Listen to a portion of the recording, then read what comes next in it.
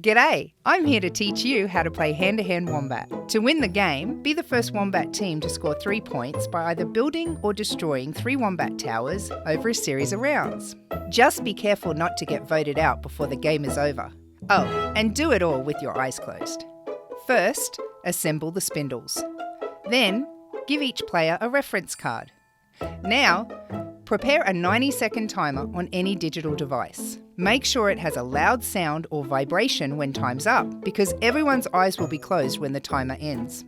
Place the box lid, which will be your play boundary, within reach of everyone playing. Set the scorecard off to one side and place each point tracker on its start circle on the scorecard.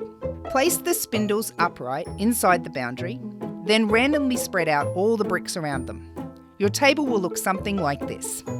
Before we play for the first time, let's practice building. Everyone covers their eyes with one hand. With your other hand, reach into the boundary and cooperatively build all 3 towers so that 6 bricks are on each tower, going from largest at the bottom to smallest at the top. Be sure to communicate with each other while you're doing this. Pause the video now to practice. Then continue the video once you've worked together to build all 3 towers correctly with your eyes closed.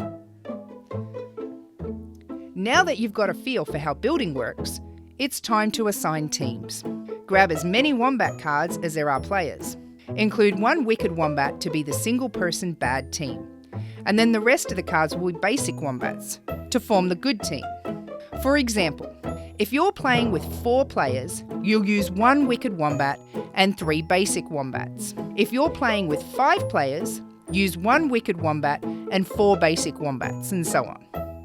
Put any extra Wombat cards away. Shuffle your Wombat cards, then deal 1 face down to each player. You can look at and say whatever you want about your own Wombat card, but keep it face down in front of you until the game is over, so none of the other players can see your secret identity. After your first game, check out the advanced play section in the instructions to learn how to include those unused Wombat cards. If this is your very first game, we suggest you make it a bit easier by placing the largest brick on each of the 3 spindles before you begin. Continue playing with this advantage until the good team wins their first game. Randomly scatter bricks inside the boundary. Close your eyes and cover them with one hand, then start the 90-second timer. When the timer starts, each player uses one hand to play. The good team builds the towers by placing the bricks in the correct order on each of the 3 spindles, from largest at the bottom to the smallest at the top. The bad team secretly sabotages the good team's towers. You cannot open your eyes, use more than one hand, place bricks or spindles outside of the boundary, or remove the base from the spindles. You can communicate, put your hand on top of a tower to protect it, hold on to bricks in your hand, and take bricks off the spindles. When the timer runs out, everyone immediately stops what they're doing, opens their eyes, and begins scoring. If 3 towers are complete, the good team scores 2 points. If 2 towers are complete, the good team scores 1 point. If 2 towers are incomplete, the bad team scores 1 point. If 3 towers are incomplete, the bad team scores 2 points.